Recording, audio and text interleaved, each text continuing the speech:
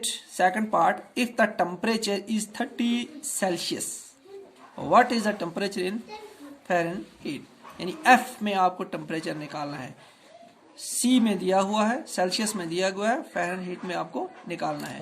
कल हमने एक इक्वेशन पढ़ी थी जिसमें C और F आपस में रिलेटेड थे, वो हम फिर से आज जो है यहाँ पर पहले लिखेंगे। F is equal to 9 divide by 5 into C plus 32। ये इक्वेशन हमें क्वेश्चन नंबर 8 के फर्स्ट पार्ट में दी हुई थी, ठीक है। इसमें हम क्या करेंगे, हमारे पास C दिया हुआ है, हमें F निकालना है, तो C की वैल्यू पुट करेंगे हेयर। C यानी Celsius, degree Celsius is equal to 30 degree, ठीक। अब हमें क्या करना है, ये C जो है ये हमें यहां लगा देना है बस, ठीक। That implies F is equal to 9 divide by 5 into C के बदले क्या लगाना है 30 प्लस 32, तो ये हो जाएगा 5 1 are 5, 5 6 are 30। That implies F is equal to, अब यहाँ पर 1 बचा और यहाँ पर 6 इंटू 9 हो जाएगा, हो गया 63 प्लस 32। ये दैट इम्प्लाइज F कितना निकला हमारे पास, फ़ारेनहाइट कितना निकल गया, 3 और 2 हो गया, सॉरी यहाँ पे 54 आएगा, 6 इंटू 9 54, ये तो 4 और 2 6 और 5 और 3 हो गया। फिर इसका मतलब ये हो गया है कि फ़ारेनहाइट जो है हमारे पास 86 निकलेगा। अगर टेम्परेचर सेल्सियस इंडिया में अगर उसको 30 डिग्री माना जाएगा, इसी तरह USA या कनाडा में फ़ारेनहाइट में उसको 86 फ़ारेनहाइट माना जाएगा, यानी 30 degree Celsius is equal to 86 Fahrenheit. यह हो गया क्वेश्चन नंबर 8 का सेकंड पार्ट। चलते हैं थर्ड पार्ट की तरफ। If the temperature is 95 Fahrenheit, what is the temperature in Celsius. यहाँ पर क्या है, आपको अगर टेम्परेचर आपके पास 95 फ़ारेनहाइट है तो टेम्परेचर आपको C यानी सेल्सियस में निकालना है। कैसे, बिल्कुल उसी इक्वेशन से जो हमने इक्वेशन यानी इनकी जो आपस में रिलेशन है पहले वो लिखेंगे। F is equal to 9 divide by 5 multiply by Celsius plus 32। अब क्या करेंगे, यहाँ पर दिया क्या है, F दिया हुआ है, F कितना है 95 डिग्री, ठीक। नेक्स्ट कितना है,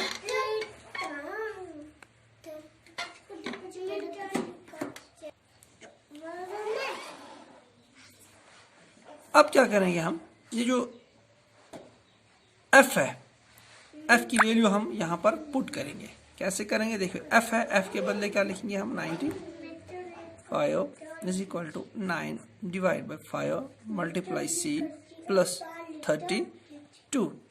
दैट इम्प्लाइज, अब देखिए ये और ये जो आपस में एक कांस्टेंट है, इनको एक साइड ले आएंगे, ये बन जाएगा 95, यहाँ प्लस में है तो ये इधर आके माइनस हो जाएगा, is equal to 95 C। That implies 95 में से 32 अगर हम निकालेंगे तो ये बच हो जाएगा 63 is equal to 9 divide by 5 C। अब आपको ध्यान रखना, हमें निकालना क्या है C, इसके साथ क्या है 9 डिवाइड बाई 5।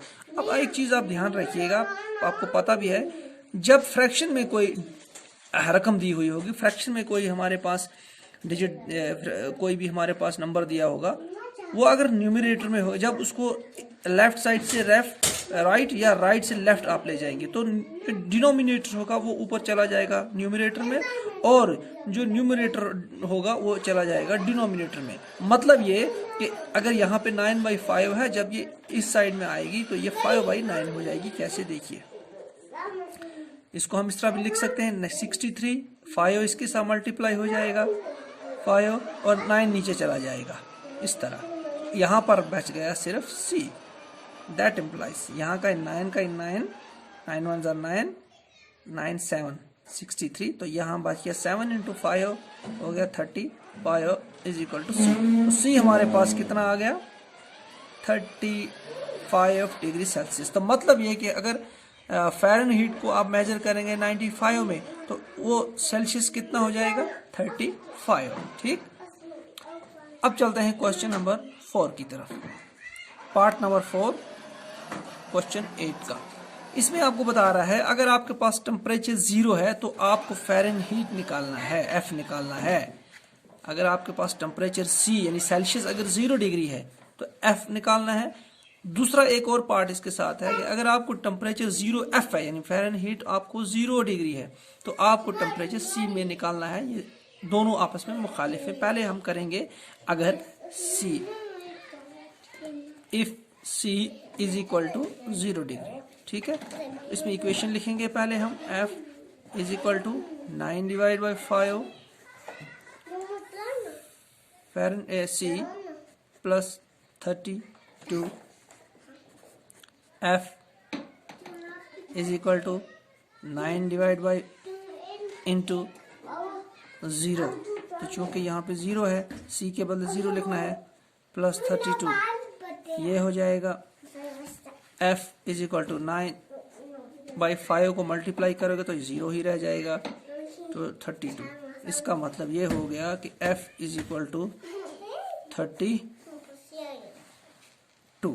ठीक है, ये हो गया इसी क्वेश्चन का 4th पार्ट का पहला जो हमारे पास इसका पार्ट है उसका आंसर। अब चलते हैं दूसरा जो होता है अगर टेम्परेचर 0 एफ है। अब हमारे पास अगर जो टेम्परेचर वो क्या है यानी एफ जो है हमारे पास अब 0 रखना है।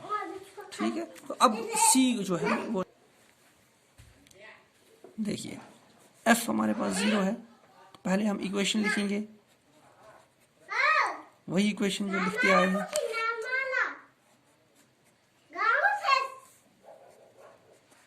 अब एफ के बदले क्या रखना है हमें, 0 is equal to 9 divide by 5, यहाँ पे सी प्लस 32। तो अब हमें क्या करना है, 0 और 32 के एक साइड ले आएंगे। अगर हमारे, या ऐसा करते हैं हम इस चलिए कोई एक ही बात है, 0 माइनस 32 क्योंकि प्लस में है तो माइनस में आ जाएगा, is equal to 9 divide by 5 into C. अब हमें सी निकालना है। ठीक है, तो 0 माइनस 32 कितना हो गया, minus 32 is equal to 9 divide by 5 into C. अब इसी तरह से ये 5 जाएगा 32 के साथ और 9 आएगा इसके नीचे, that implies minus 32 into 5 divide by 9 is equal to C. ठीक, इज इक्वल टू, अगर इसको आप मल्टीप्लाई करोगे तो ये हो जाएगा 5 2 ज़ा 10, 5 3 ज़ा 15 और 160 divide by 9 is equal to C. ठीक, जब हम इसको 5 इंटू 32 करेंगे आएगा 160 और माइनस क्योंकि इसके साथ साइन है, डिवाइड बाई यहाँ पे 9 है, divide by 9 is equal to C. अब हमारे पास चूंकि इसको हम काटते इसके साथ हम इसको जो डिवाइड परफेक्ट डिवीजन तो हो नहीं सकती है, डेसिमल में आएगा। तो जब माइनस 160 डिवाइड बाई 5 करेंगे तो ये आएगा माइनस 17.5, यानी सी जो है हमारा सी, तो सी निकलेगा हमारा यानी सेल्सियस जो निकलेगा माइनस में निकलेगा 17.517 है, 17.5। तो इस तरह ये हमारा ये क्वेश्चन है हल। तो अब आप समझ सकते हैं कि अगर हमारे पास फ़ारेनहीट 0 होगा तो सेल्सियस कितना होगा, ऑलमोस्ट 18 के बराबर, माइनस 18। अगर हमारे पास फ़ारेनहीट 0 होगा तो ऑलमोस्ट कितना होगा, ये 0। अगर हमारे पास सेल्सियस 0 होगा तो ये कितना होगा, फ़ारेनहीट 30। तो इससे हम टेम्परेचर का जो इनमें आपस में रिलेशन है एफ और सी, ये हम आराम से निकाल सकते हैं। इसके साथ ये जो हमारा क्वेश्चन 8 है ये इसके साथ कंप्लीट होता है। तो इंशाल्लाह नेक्स्ट टाइम नेक्स्ट क्वेश्चन।